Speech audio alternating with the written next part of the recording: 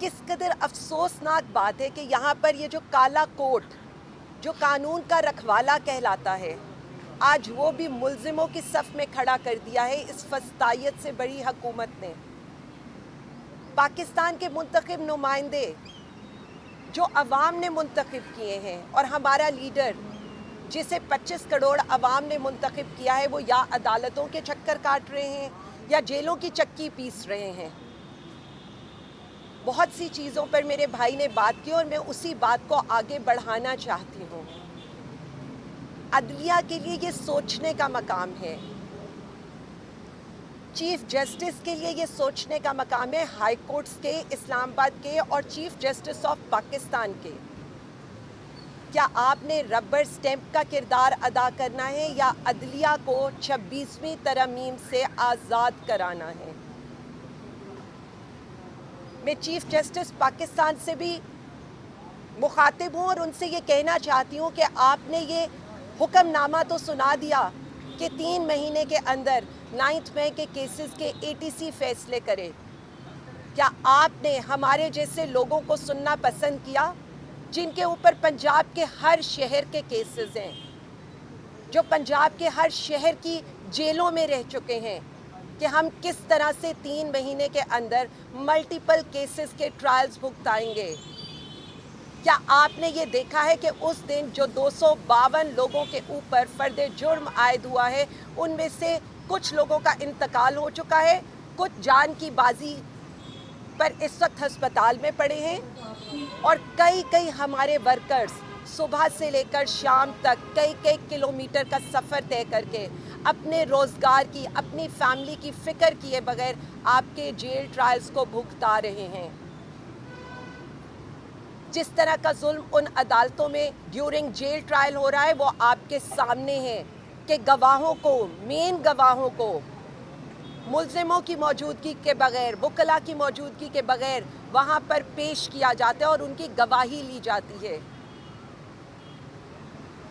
यही हाल जो उस दिन जैसे बता रहे हैं कि हमारे तहरीके इंसाफ के टिकट होल्डरान, MPAs, MNAs Islamabad high court से इजहार यकजहती के लिए पहुँचे और वहाँ पर ये वादा किया गया कि वज़ीर आज़म इमरान खान का केस इसी हफ्ते में लगाया जाएगा। आज ये हफ्ता शुरू होने को है लेकिन किसी कॉज लिस्ट में उसका जिक्र नहीं है। कल लाहौर हाई कोर्ट में उनका केस लगा हुआ है और उधर भी हमें तारीख पर तारीख दी जाती है, कभी प्रोसिक्यूटर नहीं आता, कभी रिकॉर्ड नहीं आता। हम सिर्फ ये कहना चाहते हैं कि गर्मियों की छुट्टियां होने वाली हैं, उससे पहले इन सारे केसेस का फैसला इंसाफ पर किया जाए। हम बार बार आपको ये कह रहे हैं कि हम आपसे इंसाफ की तवक्को रखते हैं, हम कोई रिलीफ लेने नहीं आते और हम आपके ज़मीर को झंझोड़ते हैं।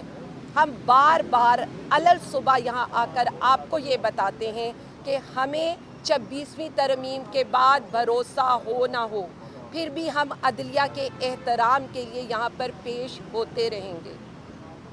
जिस तरह की फस्तायत, जिस तरह का जबर इस मुल्क में नाफिज किया गया, 2.5 से 3 साल में आपने हर हरबा इस्तेमाल कर लिया।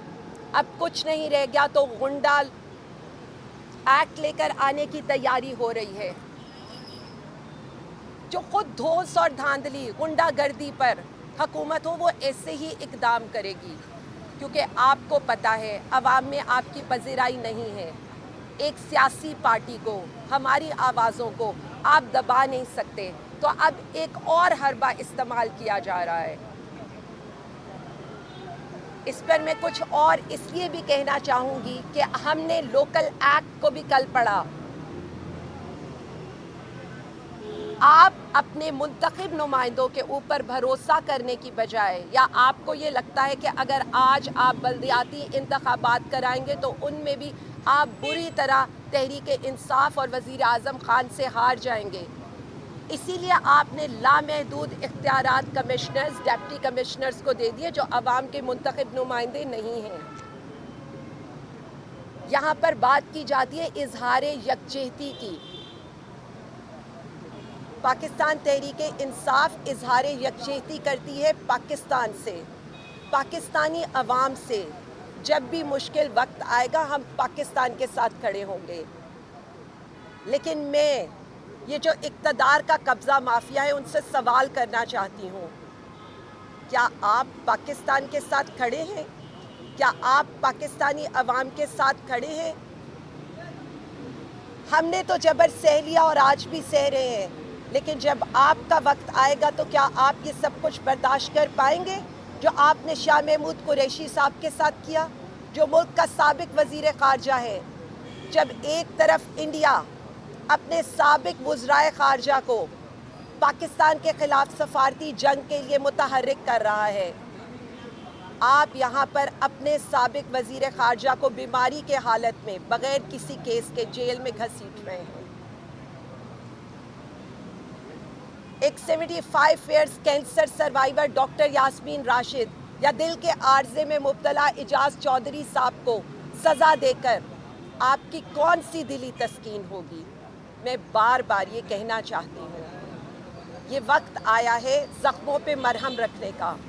ज़ख्मों पे मरहम रखें। वो जो पाकिस्तान खान आज अडियाला में बैठा है उससे बात करें, क्योंकि वो पाकिस्तान का मुकदमा दुनिया में लड़ेगा और पाकिस्तान की इज्जत करवाएगा। पाकिस्तान जिंदाबाद, इमरान खान जिंदाबाद। Thank you. मैडम बताइएगा, मियाँवाद में आपके साथ का एक तहरीक शुरू था, उससे पहले भी मीडिया काफ़ी तरीके शुरू करते हैं, ये फिर उसी तरह की अब एक दौर के लिए शुरू कर रहे हैं, ये कामयाब होगा? देखिए जी, मैं सिर्फ इतना समझती हूँ कि ये तो जिद्दोजहद मुसलसल है, क्योंकि ये जिद्दोजहद है सिविलियन सुपरमेसी की, अदलिया की आज़ादी की, 26वीं तरमीम को रिवर्स बैक करने की, आपको इंसाफ दिलवाने की, पाकिस्तानी अवाम के मैंडेट की वापसी की। ये तो जारी 2022 में लेकर जाने की। यस, वो तो पाकिस्तान को 2022 में लेकर जाने की, तो ये तहरीक तो जारी रहेगी। और ये तो फेजेस है तहरीक के। और हम कल देख रहे थे लैंडमार्क शुरू हुआ 9 अप्रैल की रात से, जब एक मुंतखब वज़ीर आज़म को बैरूनी दबाव के ऊपर हटाया गया। फिर 25 मई, फिर पीटीआई ने कौन कौन सा वक्त नहीं देखा, अभी कल ही 25 मई गुजरा है। ये गुंडागर्दी, ये रियासती दहशतगर्दी उस दिन शुरू हुई थी, आज तक जारी है। पीटीआई का वर्कर, पीटीआई के लीडरान, हमारा वज़ीर आज़म डट के खड़े हैं, मुकाबला कर रहे हैं और करते रहेंगे।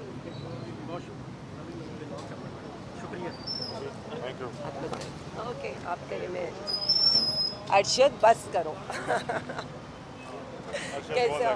बहुत एक्टिव है। कैसे हो? ठीक हो?